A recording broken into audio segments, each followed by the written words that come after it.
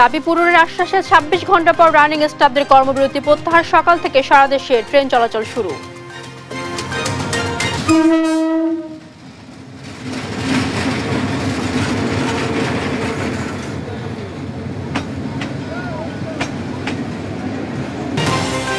দিন পর খুলনায় ট্যাঙ্ক লরি শ্রমিকদের কর্মবিরতি প্রত্যাহার। নিরাপত্তার দাবিতে বরিশালের বিভিন্ন রুটে বাস ধর্মঘট। শুক্রবার শুরু হচ্ছে বিশ্ব ইজতেমার প্রথম পর্ব। টঙ্গীর তুরাগ তীরে চলছে শেষ সময়ের প্রস্তুতি। ২ ফেব্রুয়ারি হবে আখিরি মোনাজাত। দুদিন পরই পর্দা উঠছে অমর ২১ বইমেলার। বাংলা একাডেমি ও সোহরাওয়ার্দী উদ্যানে চলছে জোর প্রস্তুতি। ছাপাখানায় ব্যস্ততা। চাঁপাইনবাবগঞ্জে পদ্মা নদীতে অবৈধভাবে বালু উত্তোলনের মহা উৎসব। বাঁধ ঘেঁষে মাটি কাটছেন প্রভাবশালীরা। ভাঙন আতঙ্কে স্থানীয়রা। এবং বিরতির পর আবারও মাঠে বিপিএল। দুপুরে লড়বে চিটাগং কিংস ও রংপুর রাইডার্স। সন্ধ্যায় ফরচুন বরিশালের প্রতিপক্ষ ঢাকা ক্যাপিটাল। দর্শক শুভ সকাল। সংবাদ শিরোনামগুলো শুনছিলেন। সংবাদ সকালে আপনাদের সাথে আছি মারজানা শুক্তি। জানাবো বিস্তারিত। রেলের স্টাফদের কর্মবিরতি প্রত্যাহারে সকাল থেকে সারা দেশে শুরু হয়েছে ট্রেন চলাচল। মঙ্গলবার রাতে রেলপথ উপদেষ্টা মোহাম্মদ ফাউজুল কবির খানের সঙ্গে শ্রমিক নেতা ও বৈষম্য বিরোধী ছাত্র আন্দোলনের নেতাদের বৈঠকে রেলওয়ে কর্মকর্তাদের দাবি দেওয়া পূরণের আশ্বাস দেওয়া হয়। পরে প্রেস ব্রিফিং করে কর্মবিরতি প্রত্যাহারের সিদ্ধান্তের কথা জানায় শ্রমিক নেতারা। রাত ২:৩০টার দিকে ধর্মঘট তুলে নেওয়ার পর শুরু হয় ট্রেন চলাচল। বুধবার সকাল থেকে ময়মনসিংহ, রাজশাহী, চট্টগ্রাম সহ বিভিন্ন রুটে চলছে ট্রেন। এতে যাত্রীদের মাঝে ফিরছে স্বস্তি।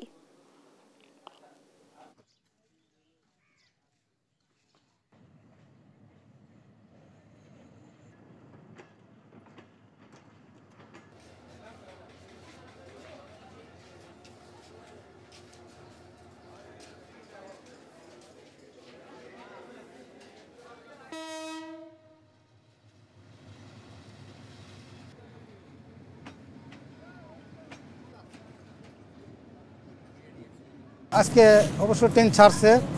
বাইরে উঠে গেলে আমার অনেক খরচ। হ্যাঁ, ট্রেন না থাকলে যেরকম স্কুলের মাস্টার, হাসপাতালের কর্মচারী, অন্য কর্মচারী অনেকেরই অনেক সুবিধা। ট্রেন যদি বন্ধ থাকে তা আমি মনে করি সকলেরই অনেক সমস্যা। ট্রেন তো বন্ধ ছিল, এবার এই ব্যাপার থাকলে তো আমাদের সমস্যা। এখন চালু হয়েছে, আমাদের যাতায়াত করতে সুবিধা। ট্রেন চলাচলের বিষয়ে আরো জানতে যুক্ত হচ্ছে আমাদের নরসিংদী প্রতিনিধি কাউসার মাহমুদের সাথে। কাউসার, ট্রেন চলাচলের সর্বশেষ পরিস্থিতি কি? কোন কোন রুটে আসলে ট্রেন ছেড়ে গেছে কমলাপুর থেকে, আমাদেরকে জানাবেন। জি মারজানা, আপনি যেমনটা বলছিলেন, রেলওয়ের রানিং স্টাফদের কর্মবিরতির দুর্ভোগের প্রভাব কিন্তু নরসিংদীতেও পড়েছিল। তবে আজ সকাল থেকে নরসিংদীর যাত্রীদের মধ্যে কিছুটা হলেও স্বস্তি ফিরেছে, যদিও এখনো পুরোপুরি স্বস্তি যাত্রীদের মাঝে ফিরেনি। আখাউড়া থেকে ছেড়ে আসা তিতাস ট্রেনটি ঢাকার উদ্দেশ্যে ছেড়ে যাওয়ায় নরসিংদীতে যারা যাত্রী রয়েছেন, রেল যাত্রী, তারা কিন্তু অনেকটা স্বস্তি বোধ করছেন। এর পাশাপাশি এখনো যাত্রীরা যারা আসছে তাদের মধ্যে যে কর্মবিরতি প্রত্যাহারের যে ঘোষণাটি সেটি পুরোপুরি ছড়িয়ে পড়েনি। সেটি যদি পুরোপুরি ছড়িয়ে পড়ে তাহলে নরসিংদীর যাত্রীরা যে ভোগান্তি ভোগ করছিল সে ভোগান্তি থেকে রেহাই পাবে। আমি যদি আপনাদেরকে জানিয়ে রাখি, নরসিংদীর ঢাকা শহরের জেলা শহর হয়, ঢাকার কাছাকাছি হয়, নরসিংদীতে কিন্তু প্রতিদিন 2 থেকে 3 হাজার রেল যাত্রী রেল সেবা বুক করে থাকে। 2 থেকে 3 হাজার যাত্রী একদিনের ব্যবধানে যে দুর্ভোগ পোহাতে হয়েছে, তারা সড়ক পথ ব্যবহার করার কারণে বাড়তি ভাড়া, যে রেল দিয়ে তারা ঢাকা পৌঁছাতে পারে 40 মিনিট থেকে 1 ঘন্টায়, সেই রেল সেবা ব্যাহত হওয়ার কারণে সড়ক পথ ব্যবহার করতে গিয়ে তারা যেমন ভাড়ার দ্বিগুণ গুনতে হচ্ছে, পাশাপাশি 4 থেকে 5 ঘন্টা ব্যবহার করতে হয়েছে সড়ক পথে যেতে, ঢাকা যেতে। তো নরসিংদীর রেলওয়ে স্টেশন থেকে নরসিংদীর রেলযাত্রা নিয়ে কর্মবিরতি প্রত্যাহার নিয়ে এই ছিল আমার কাছে থাকা সর্বশেষ। কাউসার, আপনাকে ধন্যবাদ। দর্শক, ট্রেন চলাচলের সর্বশেষ পরিস্থিতি জানতে আমরা যুক্ত হব আমাদের গাজীপুরের সহকর্মী নজরুল ইসলামের কাছে। নজরুল, ট্রেন চলাচলের আসলে সর্বশেষ পরিস্থিতি কি? কোন কোন রুটে আসলে ট্রেন ছেড়ে যাচ্ছে, আমাদের বিস্তারিত জানাবেন। যেমনটা বলছিলেন, আপনি জানেন সর্ববিরতি রাতে 12টা থেকে কিন্তু ট্রেন চলাচল স্বাভাবিক রয়েছে। গাজীপুর থেকে বিভিন্ন জায়গায় এখানে কিন্তু আপনার অসংখ্য লোক কিন্তু বিভিন্ন গন্তব্যে যাওয়ার জন্য এবং দূর দূরান্তে যাওয়ার জন্য স্টেশনগুলোতে অপেক্ষা করতেছে। এখন কিন্তু ঢাকার ক্ষেত্রে অনেকগুলো সকাল থেকে বেশ কয়েকটি ট্রেন কিন্তু ছেড়ে গেছে এবং এখনো বিভিন্ন দূর দূরান্তে যাওয়ার জন্য যে যাত্রীরা তারা কিন্তু সংগ্রহ করে কিন্তু স্টেশনে অপেক্ষা করছেন গাড়ির জন্য এবং স্টেশন থেকে কিন্তু বারবার বিভিন্ন গন্তব্য যাওয়ার যে গাড়িগুলো সেগুলো কিন্তু তারা কিন্তু বারবার মাইক কিছু বলার চেষ্টা করছেন যে গন্তব্য যাবেন তাদের জন্য অপেক্ষা করার জন্য কিছু তাদেরকে বলছেন। এইভাবেই গাজীপুর স্টেশন থেকে কিন্তু সব ধরনের গাড়ি সকাল থেকে ছেড়ে গেছে এবং বাকি যে গাড়িগুলো রয়েছে তাদের বিভিন্ন গন্তব্য যাবে সেগুলো গাড়ি কিন্তু অপেক্ষা করছেন সাধারণ যাত্রী যারা রয়েছেন। তো আপনি জানেন যে কর্মবিরতি রাতের 12টার সময় পর থেকে কিন্তু ট্রেন যোগাযোগ এবং সারা দেশের সাথে এই যোগাযোগ ব্যবস্থা স্বাভাবিক হয়ে ওঠে। এখন কিন্তু গাজীপুর স্টেশন সহ আশপাশের যে রেলওয়ে স্টেশন গুলো রয়েছে সেগুলো কিন্তু আমরা দেখতে পেয়েছি বা খবর দিয়েছি যে সবগুলো স্টেশনে কিন্তু আপনার যাত্রীদের সংখ্যা বৃদ্ধি পেয়েছে এবং এখন তারা কিন্তু বিভিন্ন জায়গায় যাওয়ার জন্য সংগ্রহ করে কিন্তু তারা অপেক্ষা করছে স্টেশন গুলোতে।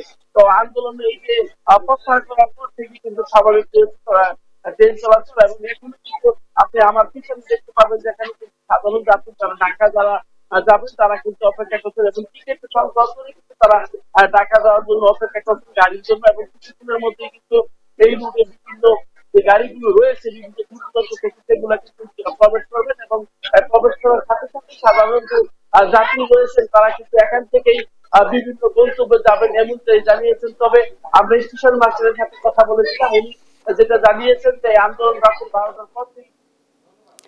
নজরুল, আপনাকে ধন্যবাদ। দর্শক, ট্রেন চলাচলের বর্তমান পরিস্থিতি জানাচ্ছিলেন আমাদের সহকর্মীরা। এর আগে গত রাতে দাবি পূরণের আশ্বাসে ২৬ ঘন্টা পর ধর্মঘট প্রত্যাহার করেন রেলওয়ের রানিং স্টাফরা। রেলপথ মন্ত্রণালয়ের উপদেষ্টা মোহাম্মদ ফাউজুল কবির খানের বাসায় বৈঠক শেষে গেল রাত ২:৩০টার দিকে ধর্মঘট তুলে নেয় তারা। বিস্তারিত সাদ আহমেদের রিপোর্টে।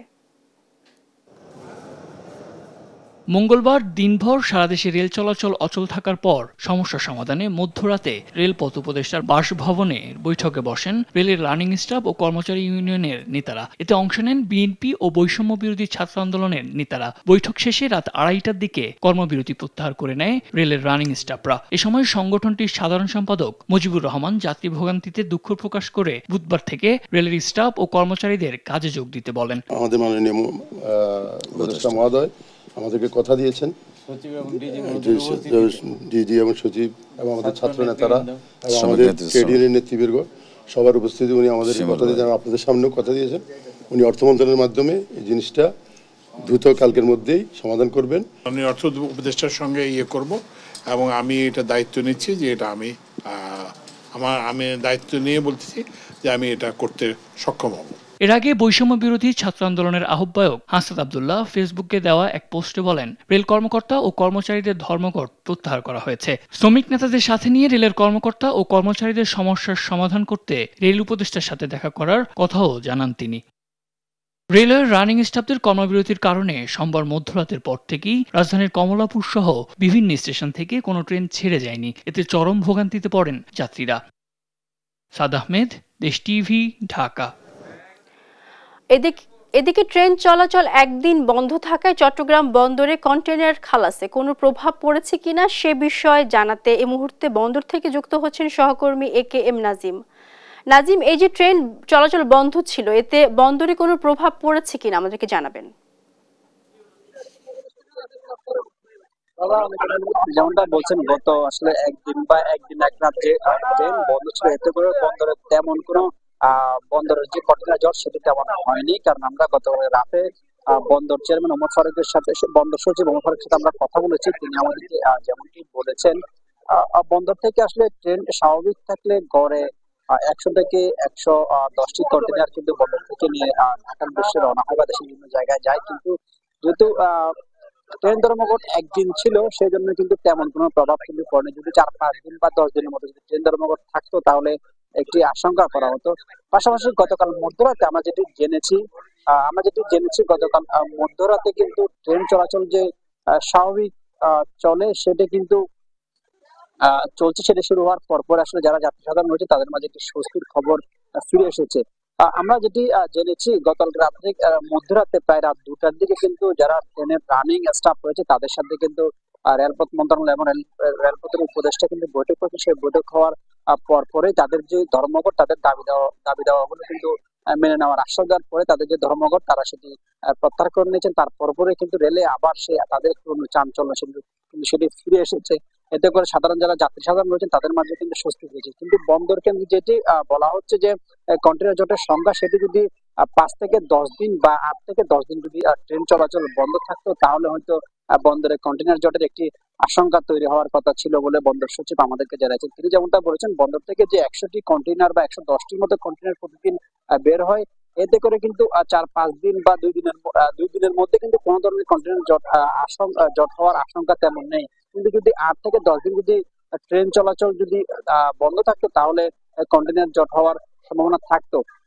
এদিকে আমরা চট্টগ্রাম রেল স্টেশনে খবর নিয়েছি, সকাল থেকে কিন্তু যখন রেল ধর্মঘট প্রত্যাহার করার পর সকাল থেকে কিন্তু চট্টগ্রাম থেকে দেশের বিভিন্ন গন্তব্যে কয়েকটি ট্রেন কিন্তু ছেড়ে গিয়েছে এবং স্টেশনগুলোতে আমরা যেটি খবর নিয়েছি এখানে কিন্তু সাধারণ মানুষের যারা যাত্রী সাধারণ রয়েছেন তাদের মাঝে একটা উৎসাহ উদ্দীপনা কাজ করছেন। তারা একদিন একটাতে যে বিভীষিকাময় দিন সেটির পারে যে ট্রেন চলাচল শুরু হচ্ছে তাদের মধ্যে স্বস্তি ফিরে এসেছে। তো চট্টগ্রাম থেকে ট্রেন চলাচল স্বাভাবিক করে এবং বন্দরে কন্টেইনার জট নিয়ে আমার কাছে ছিল সর্বশেষ। নাজিম, আপনাকে ধন্যবাদ। বাস ভাঙচুর ও হামলার ঘটনায় নিরাপত্তার দাবিতে মালিক ও শ্রমিক ঐক্য পরিষদের ডাকে বরিশালের বিভিন্ন রুটে চলছে অনির্দিষ্টকালের বাস ধর্মঘট। এ নিয়ে আরো জানাতে সেখানে যুক্ত হচ্ছেন সহকর্মী শাকিল মাহমুদ। শাকিল, কোন কোন রুটে আসলে বন্ধ রয়েছে বাস চলাচল, এতে যাত্রীদের আসলে কি ধরনের দুর্ভোগ পোহাতে হচ্ছে আমাদেরকে জানাবেন।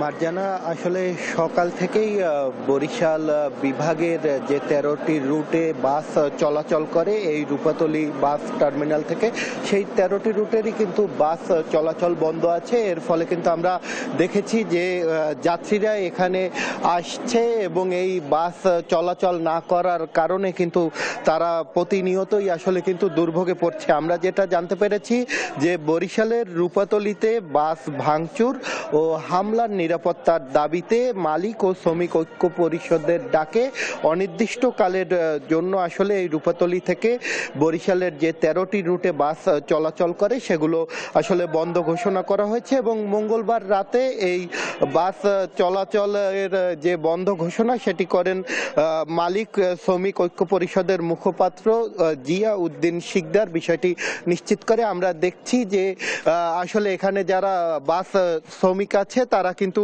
এখানে এসে জড়ো হচ্ছে এবং এই যে রুটে যে বাস চলাচলগুলো আছে সেগুলো কিন্তু বর্তমানে বন্ধ রয়েছে। আমরা একটু এখানে যারা বাস শ্রমিক আছে তাদের সাথে একটু কথা বলবো যে কি দাবিতে আসলে আপনারা এই বাস চলাচল বন্ধ ঘোষণা করেছেন। তো আমরা ভালো জানি, এখানে আসলে শ্রমিক যারা আছে তারা কোনো আসলে কথা বলতে চাচ্ছে না। তবে আমরা যেটা জেনেছি যে আসলে শিক্ষার্থী যারা আছে তারা গতকাল রাতে এই রূপাতলী যে বাস টার্মিনাল আছে এখানটা তারা আসলে অবরোধ করে রাখে এবং এখানে তারা একটি বাস ভাঙচুর করে, কারণ তাদের যেটা দাবি ছিল যে একজন নারী শিক্ষার্থী তিনি এই বাসে করে বরিশালে আসছিলেন এবং তিনি শিক্ষার্থীদের কার্ড দেখিয়ে হাফ ভাড়ার দাবি করেন। তো এর পরিপ্রেক্ষিতে আসলে শিক্ষার্থীরা যেটা জানিয়েছেন যে এক পর্যায়ে বাস যারা শ্রমিক আছে তাদের সাথে কিন্তু তাদের কথা কাটাকাটি হয়। এরপরেই আসলে পরিস্থিতিটা উত্তপ্ত হয়ে পড়ে এবং শিক্ষার্থীরা এখানে এসে কিন্তু আসলে অবরোধ করে এবং টায়ার জ্বালিয়ে বিক্ষোভ করে। এর ফলে প্রায় 3 ঘন্টা পরে পরিস্থিতি স্বাভাবিক হলেও কিন্তু বাস শ্রমিক যারা আছে তারা কিন্তু তাদের নিরাপত্তার দাবিতে এবং যাতে এই যে বাস যেন আর ভাঙচুর না করা হয় সেই দাবিতে কিন্তু তারা এখানে এখন এই ধর্মঘটের ডাক দিয়েছে এবং যতক্ষণ পর্যন্ত না তাদের এই নিরাপত্তা নিশ্চিত করা হয় ততক্ষণ পর্যন্ত এই ধর্মঘট চলবে বলে কিন্তু শ্রমিকরা আমাদেরকে জানিয়েছে। তো বরিশাল থেকে এতটুকুই ছিল আমার কাছে থাকা সবশেষ। শাকিল, আপনাকে ধন্যবাদ। দর্শক, বরিশালের বাস ধর্মঘট নিয়ে কথা বলছিলেন আমাদের সহকর্মী শাকিল মাহমুদ। আগামী শুক্রবার শুরু হচ্ছে তাবলিগ জামায়াতে বিশ্ব ইজতেমার প্রথম পর্ব। গাজীপুরের টঙ্গীর তুরাগ তীরে চলছে শেষ সময়ের প্রস্তুতি।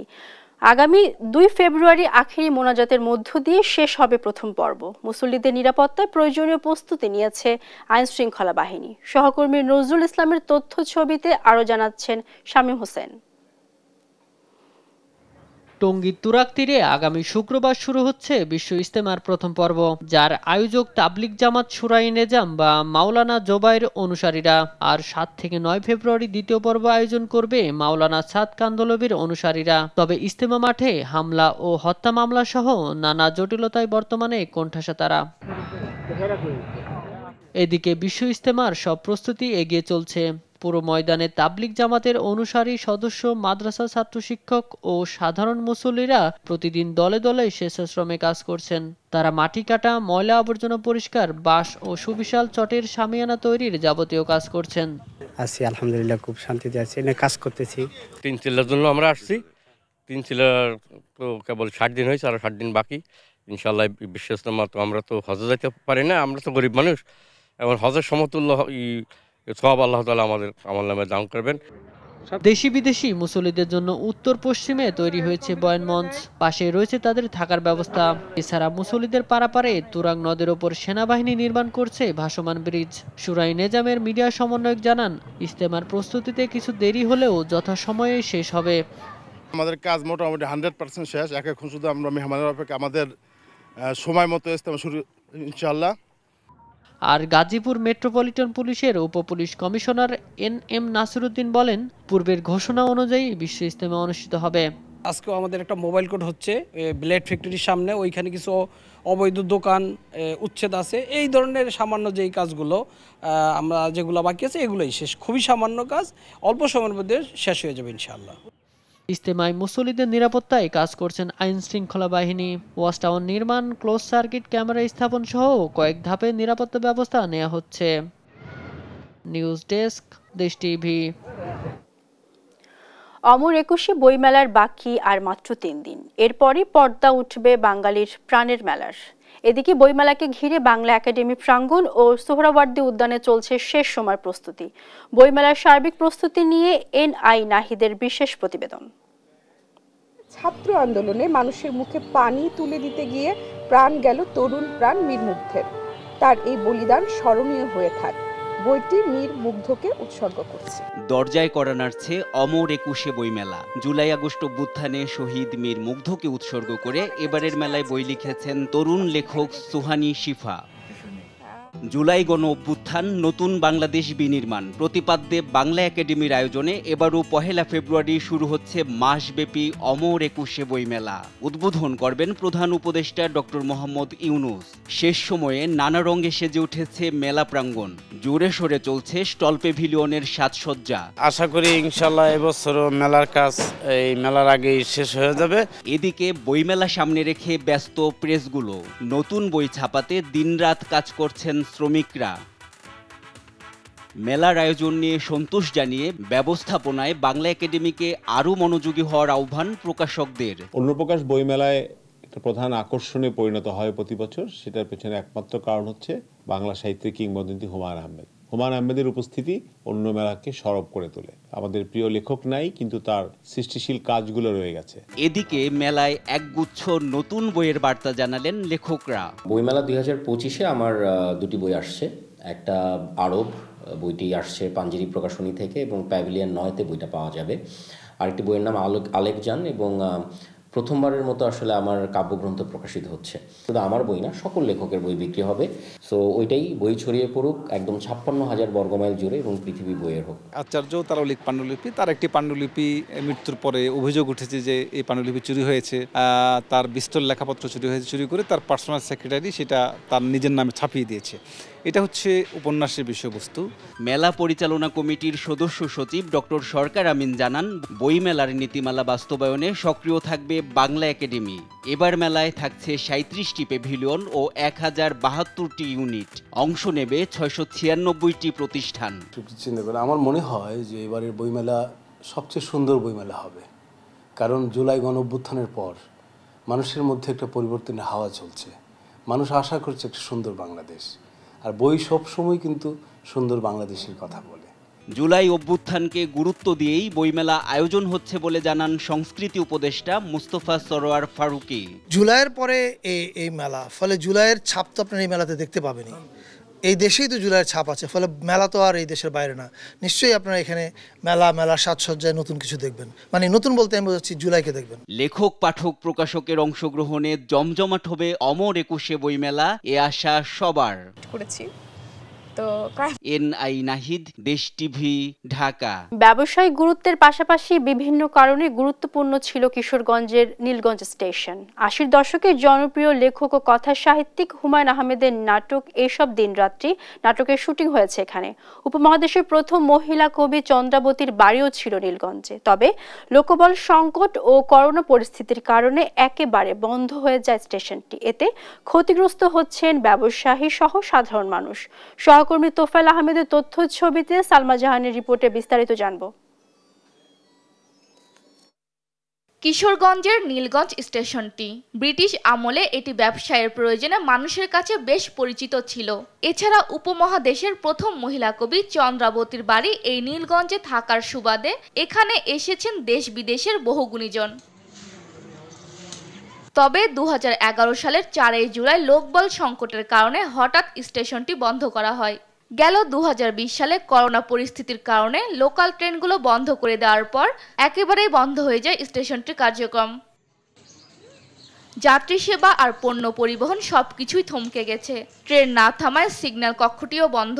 নষ্ট হচ্ছে মূল্যবান ও প্রয়োজনীয় জিনিসপত্র। করোনার দোহাই দিয়ে ভৈরব ময়মনসিংহ সেকশনের যে লোকাল ট্রেনগুলো ছিল, পরবর্তীতে এই ট্রেনগুলো বন্ধ করে দিচ্ছে। এই ট্রেনগুলো বন্ধ হয়ে যাওয়াতেই কিন্তু নীলগঞ্জ স্টেশনটা একটা কমার্শিয়াল স্টেশন ছিল এবং কি প্রচুর মালামাল, প্রচুর যাত্রী আসা যাওয়া করত। স্টেশন ঘিরে ব্যবসায় ভাটা পড়েছে। এতে বিপাকে পড়েছেন নীলগঞ্জ সহ আশপাশের সাধারণ মানুষ ও ব্যবসায়ীরা।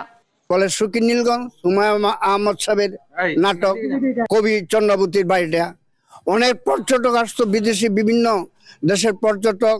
12টা-13টা ট্রেন হাফ ডাউন করতো, প্রায় ক্রসিনি পাইতাম আমরা 6-7টা, অনেক তো গাড়ি পাই না। আমিরাবন, কালিয়াজুরি যত লোক আছে আপনার এখানে আসতো বা এখনো আসে দিনের দিন বসে থাকে, কোনো গাড়ি পায় না, গাড়ি ধরে না। এখানে অনেক ব্রিক ফিল্ড ছিল, পাট গুদাম ছিল, অনেক কিছু ছিল। কারণ বর্তমানে আস্তে আস্তে এগুলি সবগুলি বন্ধ হয়ে গেছে। তো রেলটা যদি আবার চালু করে, স্টেশনটা চালু করে, তাহলে এলাকাবাসী হয়তো আশেপাশের লোকজন ভালো উপকৃত হবে। বাণিজ্যিক লাভের পাশাপাশি ইতিহাস রক্ষার্থে স্টেশনটি সংস্কার করে চালুর দাবি জানান ইতিহাস বিভাগের এই অধ্যাপক। স্মৃতি সংরক্ষণের জন্য এবং এলাকার মানুষের সুবিধা বৃদ্ধি, অর্থনীতির গতি সঞ্চার এবং আরো কিছু নানান প্রয়োজনে এখানে সাংস্কৃতিক উন্নয়ন হবে। যখনই একটা স্টেশন চালু হবে, এখানে অনেক ধরনের অর্থনৈতিক কর্মকাণ্ড চালু হবে। স্টেশনটি পুনরায় চালু হলে দেশের অর্থনীতিতে ভূমিকা রাখবে বলে প্রত্যাশা নীলগঞ্জবাসীর। নিউজ ডেস্ক, দেশ টিভি। চাঁপাইনবাবগঞ্জে পদ্মা নদী থেকে চলছে অবৈধভাবে বালু ও মাটি কাটার মহোৎসব। নদী রক্ষাবাঁধ ঘেঁষে তোলা হচ্ছে মাটি। এতে ভাঙনের হুমকিতে রয়েছে কয়েকশো কোটি টাকা ব্যয়ে নির্মিত রক্ষাবাঁধ, বসতবাড়ি, শিক্ষা প্রতিষ্ঠান ও হাজার হাজার বিঘা ফসলি জমি। অবৈধভাবে বালু মাটি উত্তোলনে জড়িত রয়েছেন স্থানীয় রাজনৈতিক নেতা ও জনপ্রতিনিধিরা। তাই প্রতিবাদ করলেই মামলা হামলার শিকার হন স্থানীয়রা। সহকর্মী তারেক রহমানের প্রতিবেদন জানাচ্ছেন টুম্পা ফ্রোজ। প্রতি বছর বর্ষা এলেই ভাঙনের কবলে পড়েন পদ্মাপাড়ের মানুষ। চাঁপাইনবাবগঞ্জ সদর ও শিবগঞ্জ উপজেলায় ভাঙন রোধে কয়েক বছর আগে দেয়া হয় 8টি রক্ষা বাঁধ। তবে এসব বাঁধের নিচ থেকে অবাধে চলছে বালু মাটি উত্তোলনের মহোৎসব। বালু উত্তোলনের কারণে ভেঙে যাচ্ছে নদীর পাড়। ঝুঁকিতে পদ্মা নদীর শত কোটি টাকার তীর রক্ষা বাঁধ, শিক্ষা প্রতিষ্ঠান, বসতবাড়ি, আবাদি জমি সহ অনেক স্থাপনা। মহানন্দা নদীতেও চলছে একই কর্মযজ্ঞ। এমনকি অবৈধভাবে বালু ও মাটি কাটাকে কেন্দ্র করে ককটেল হামলায় হত্যাকাণ্ডের ঘটনাও ঘটেছে। বালু মাটি তোলায় উর্বরতা হারিয়ে চাষাবাদের অনুপযোগী হয়ে পড়ছে পদ্মাপাড়ের হাজার হাজার বিঘা ফসলি জমি। বাধা দিতে গেলেই স্থানীয়দের ওপর মামলা হামলা করে স্থানীয় জনপ্রতিনিধি ও রাজনৈতিক নেতাদের প্রভাবশালী সিন্ডিকেট। প্রশাসনকে ম্যানেজ করেই বালু মাটি উত্তোলন চলছে দাবি স্থানীয়দের। আমাদের ফসলি জমি যেগুলো আছে সবগুলো নষ্ট হয়ে গেছে। এই যে খালগুলা করছে, খালগুলার কারণে আবার এই পদ্মা আবার সামনে চলে আসছে। আমাদের এই এলাকার লোক এই রাত্রে চুরি করে ভরাট বিক্রি করে, বুঝতে পেরেছেন? কেউ চুরি করে কাটছে, কেউ চুরি করে কাটাচ্ছে, মানে এই হলো আমাদের চরিত্রের ব্যবসা। এদিকে বালু ও মাটি কাটা বন্ধে ব্যবস্থা গ্রহণের দায়সারা আশ্বাস দিয়ে যাচ্ছে স্থানীয় পানি উন্নয়ন বোর্ড ও জেলা প্রশাসন। নদীতে যাতে কোনো অবৈধভাবে বালু উত্তোলন করা না হয় এই ব্যাপারে আমরা যথেষ্ট অ্যালার্ট আছি। কোনো খোঁজ পেলে সাথে সাথে আমরা জেলা প্রশাসক মহোদয়কে অবহিত করছি এবং তাদের সাথে একসাথে সমন্বয় করে আমরা এই অবৈধ ড্রেজার সহ বালু উত্তোলন বন্ধের জন্য আমরা প্রয়োজনীয় ব্যবস্থা গ্রহণ করছি। দুষ্টু চক্র নাকি রাতে রাতে এই কাজগুলি করে, তো আমরা এখন নির্দেশনা দিচ্ছি যে যারা এগুলি করে এগুলি খোঁজ পেলে তাদের বিরুদ্ধে যেন আমরা নিয়মিত মামলার দিকে যাবো। তাছাড়া থামানো যাচ্ছে না, নিয়মিত অভিযান পরিচালনা করছি। 2023 সালে সদর উপজেলার নারায়ণপুর ইউনিয়নে অবৈধভাবে বালু মাটি কাটাকে কেন্দ্র করে দুই পক্ষের সংঘর্ষে ককটেল বিস্ফোরণে একজন নিহত হন। নিউজ ডেস্ক, দেশ টিভি। উদ্বোধনের 1 বছরের মধ্যেই বন্ধ হয়ে গেছে নারায়ণগঞ্জ সদর জেনারেল হাসপাতালের আইসিইউ সেবা। নষ্ট হয়ে পড়ে রয়েছে কয়েক কোটি টাকার সরঞ্জাম। ভোগান্তি বেড়েছে রোগীদের। বাধ্য হয়ে যেতে হচ্ছে রাজধানীর বেসরকারি আইসিইউতে। বাড়তি খরচের পাশাপাশি হয়রানির শিকার হতে হচ্ছে রোগী ও স্বজনদের। সহকর্মী বিল্লাল হোসেনের রিপোর্ট জানাচ্ছেন অঙ্কন চৌধুরী। নারায়ণগঞ্জ সদর জেলা হাসপাতালে গেল বছর চালু করা হয় 10 শয্যা বিশিষ্ট আইসিইউ। এতে হাঁপ ছেড়ে বেঁচেছেন জেলার আশঙ্কাজনক রোগী ও তাদের স্বজনরা। 1 বছরে 387 জন রোগীকে বিনামূল্যে সেবা দেওয়া হয় আইসিইউতে, কিন্তু চলতি বছরের 1 জানুয়ারি থেকে বন্ধ হয়ে যায় হাসপাতালের আইসিইউ সেবা। ফলে ভোগান্তিতে পড়েছেন রোগী ও স্বজনরা। তাই বাধ্য হয়ে যেতে হচ্ছে রাজধানীর বেসরকারি আইসিইউতে। এতে বাড়তি খরচের সঙ্গে যোগ হচ্ছে হয়রানি। মুমূর্ষ অবস্থায় সেবা নেওয়ার জন্য আইসিইউটা খুবই প্রয়োজন। যদি বন্ধ হয়ে থাকে পুনরায় এটা চালু করার জন্য প্রশাসন বা কর্তৃপক্ষ উদ্যোগ গ্রহণ করবেন। আইসিইউ আমাদের চালু হলে নারায়ণগঞ্জবাসীর জন্য সবচেয়ে ভালো হবে, যে টাকা দৌড়াদৌড়ি করতে হবে না, কারণ ব্যয়বহুল একটা চিকিৎসা কারণ সবার পক্ষে সম্ভব না। একই কারণে বিপাকে পড়েছেন আইসিইউতে কর্মরত চিকিৎসক ও সেবিকারাও। আইসিইউর পেশেন্টের জন্য যত সাপোর্টের প্রয়োজন এখানে এনাফ যথেষ্ট আছে সবকিছু। শুধুমাত্র এখন আমাদের জনবলের অভাবেই আমরা আইসিইউটা চলতেছে না। আইসিইউটি সচল না হলে ভোগান্তি আরো বাড়বে বলে জানান হাসপাতাল কর্তৃপক্ষ। স্বাভাবিকভাবেই যদি এটা সচল রাখা না হয়, ফাংশনিং না হয়, তখন তো তার প্রত্যেকটা জিনিসেরই একটা সময় থাকে, তার মেরামতের একটা ব্যাপার থাকে, আস্তে আস্তে হয়তো বিকল হতে পারে। পুনরায় সেবা চালু করতে মন্ত্রণালয়ে সব ব্যবস্থা নেওয়া হয়েছে বলে জানান জেলা স্বাস্থ্য বিভাগের সিভিল সার্জন। এই প্রকল্পের মেয়াদ ছিল 31 ডিসেম্বর। মেয়াদ শেষ হওয়ার 2 মাস আগেই আমি কর্তৃপক্ষকে জানিয়েছি। মহাপরিচালক, সচিব, মন্ত্রণালয়, স্বাস্থ্য উপদেষ্টা প্রত্যেককে আলাদা করে চিঠি দেওয়া হয়েছে। এদিকে আইসিইউটি দ্রুত চালু না হলে আন্দোলনে নেওয়ার হুঁশিয়ারি জানান নাগরিক কমিটি ও অন্যান্য সংগঠন। স্বাস্থ্য মন্ত্রণালয়ের কাছে আহ্বান জানাই অনতি বিলম্বে নারায়ণগঞ্জে আবার পুনরায় আইসিইউ সেবাটা চালু করতে হবে, অন্যথায় আমরা নারায়ণগঞ্জবাসীকে নিয়ে বৃহত্তর আন্দোলনে যুক্ত হব। স্থানীয়দের দাবি দ্রুত 10 শয্যা বিশিষ্ট আইসিইউটি চালু করতে হবে। নিউজ ডেস্ক, দেশ টিভি।